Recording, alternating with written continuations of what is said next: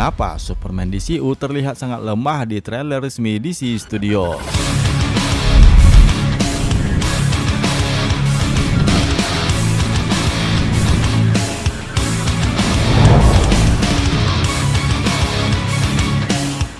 Bagi para penggemar lama, mungkin sebagian bertanya-tanya, adegan yang ditampilkan pada trailer resmi Superman yang baru mengangkat perdebatan tentang mengapa Superman DCU terlihat begitu lemah.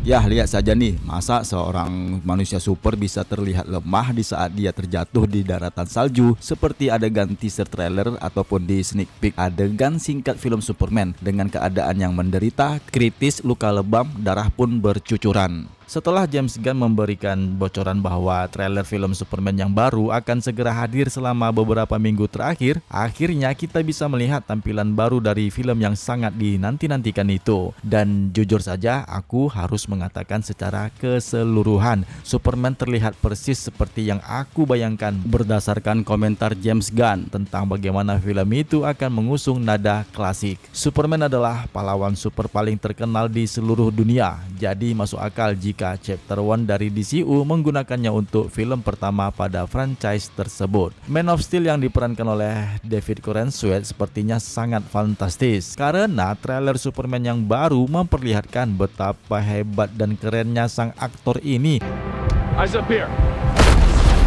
memerankan karakter Clark Kent dan Superman yang sangat penting untuk diadaptasikan dari ikon komik DC tersebut. Meski begitu, aku sendiri tidak bisa untuk tidak memperhatikan bagaimana Superman melakukan sesuatu yang tidak aku duga, yaitu membuat Superman lemah, dan hal itu terus terulang dalam setiap cuplikan terbarunya. Dimulai dari ini teaser trailernya yang dirilis di akhir tahun 2024 yang lalu, Superman berdarah dan terjatuh di Arctic pelataran salju dekat markasnya Superman Fortress of Solitude. Dan di trailer resminya Superman DCU sering ditampilkan dia dipukul ataupun disiksa, yang mengisyaratkan ini mungkin sosok Superman yang lebih manusiawi dibanding dianggap dewa. Seperti yang terlihat pada teaser trailer film Superman dibuka dengan momen yang mengejutkan, penampilan yang tidak menampilkan baku hantam melawan penjahat dalam pertarungan atau terbang tinggi di atas langit. Justru cuplikan dimulai dengan Superman versi Corenswet yang terjatuh di atas salju dengan keadaan luka lebam dan berdarah. Dengan dirinya yang terkapar dan terlihat sangat kritis dan terluka parah sehingga dia tidak dapat membawakan dirinya sendiri untuk berdiri kembali menuju ke Fortress of Solitude dan harus memanggil Krypto untuk meminta bantuan. Dengan lanjutannya, cuplikan film Superman yang dirilis di bioskop sebelum Minecraft movie, DC menunjukkan tampilan yang lebih panjang dari kondisi Superman pada klip sneak peek Superman. Cuplikan pendek film Superman itu menampilkan Krypto the Superdog menarik jubah Superman untuk dapat dibawa ke Fortress of Solitude agar dilakukan penyembuhan dengan menyinari pancaran matahari. Terlebih lagi banyaknya bagian tulangnya yang patah. Jika kita merujuk untuk membandingkan film-film adaptasi Superman yang lainnya di masa lalu seperti Smallville yang diperankan oleh Tom Welling dan film Superman yang diperankan oleh Christopher Reeve, kita harus mengatakan bahwa kita tidak terbiasa melihat sang Man of Steel dalam kondisi yang lemah. Apalagi yang ada di film Superman terakhir, yaitu di era DCEU. Superman yang diperankan Henry Cavill benar-benar sosok Superman yang sangat-sangat dewa, memiliki kemampuan dan kekuatan supernya lebih dari musuhnya. Namun kenyataannya di saat ini trailer Superman yang baru menampilkan beberapa momen Superman yang diperankan David Corenswet dipukuli, termasuk oleh robot yang tampaknya agak rapuh dengan tongkat sentrum.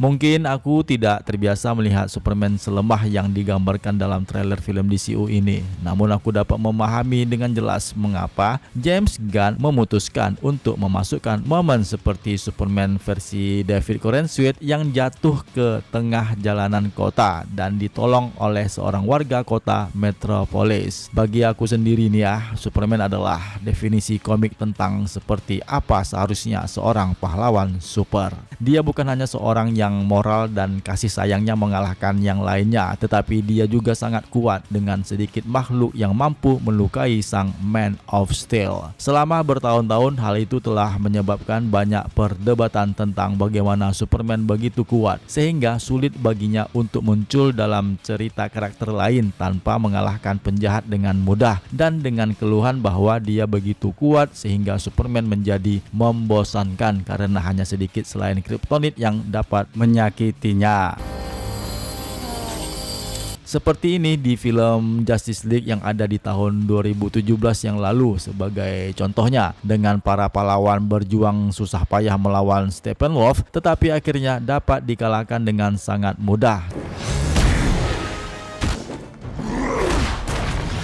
setelah Superman Henry Cavill membantainya. Dengan menunjukkan Superman yang lebih lemah yang sering terluka, DCU meredakan kekhawatiran tersebut, melunturkan stigma dan pandangan para penggemar baru. Setidaknya Superman masih memiliki hati sebagai manusia dibandingkan seorang dewa, menjadikan penjahat dalam film Superman sebagai ancaman yang lebih besar baginya, dan solusi dengan adanya banyak pahlawan DCU yang lainnya seperti Green Lantern Guy Gardner, Hawkgirl, dan Mr. Terrific ataupun Metamorpho untuk membantu petualangan Superman mengatasi masalahnya. Tentu saja membuat alur cerita di film ini menjadi lebih menarik daripada dibandingkan jika Superman saja yang diperankan oleh David Corenswet dapat menyelesaikan semua masalahnya dengan sedikit cara atau tanpa kesulitan untuk dia selesaikan sendiri. Sebenarnya ini ya, kondisi luka Superman merupakan bagian dari tema film yang lebih besar, karena ide untuk memulai trailer film Superman pertama dengan sang pahlawan yang berdarah di salju dibandingkan melakukan sesuatu yang heroik sangat menarik bagi aku sendiri. Hal itu segera menimbulkan banyak pertanyaan setelah trailer dirilis, dan James Gunn membahas mengapa dia memilih untuk membuat Superman berdarah selama sesi tanya jawab trailer film Superman di acara pertemuan pers yang dihadiri oleh para media. James Gunn juga membandingkan Superman yang terluka dengan Amerika Serikat dengan Superman yang mewakili kebaikan hati dasar orang-orang yang dapat dilihat sebagai sesuatu yang tidak keren dan dikepung oleh beberapa suara yang lebih gelap. Sementara James Gunn berbicara tentang Superman yang berdarah di salju, kata-katanya sesuai dengan tema utama film tersebut. Seperti yang diperlihatkan dalam trailer Superman yang baru ini, Clark Kent mendapat masalah karena terlibat dalam perang negara lain, yaitu konflik perang saudara di negara Boravia. Superman melihat orang-orang berbalik melawannya, ditangkap oleh Menteri Pertahanan, dan Lex Luthor menyebutnya sebagai seorang makhluk bukan seorang manusia. Berdasarkan apa yang telah kita lihat dalam trailer dan komentar James Gunn, membuat Superman lebih lemah dan menarik kebaikan serta kemampuannya untuk mendapatkan yang terbaik dari orang lain mungkin merupakan langkah yang tepat untuk pembuatan ulang Superman. Menurutku itulah alasannya kenapa Superman DCU terlihat lemah sepanjang ditampilkan pada trailer resminya, yang mungkin sah-sah saja untuk membuat Superman seperti itu. Karena seperti yang aku sampaikan sebelumnya, film ini menampilkan pahlawan yang lainnya dan mungkin mereka dapat bekerja sama untuk mengatasi masalah Superman ataupun ancaman yang lainnya di dunia. Terlebih lagi, mungkin saja ya, musuh utama dalam film Superman bukanlah Lex Luthor, tetapi masih disembunyikan untuk dijadikan misteri ataupun teori untuk para penggemar.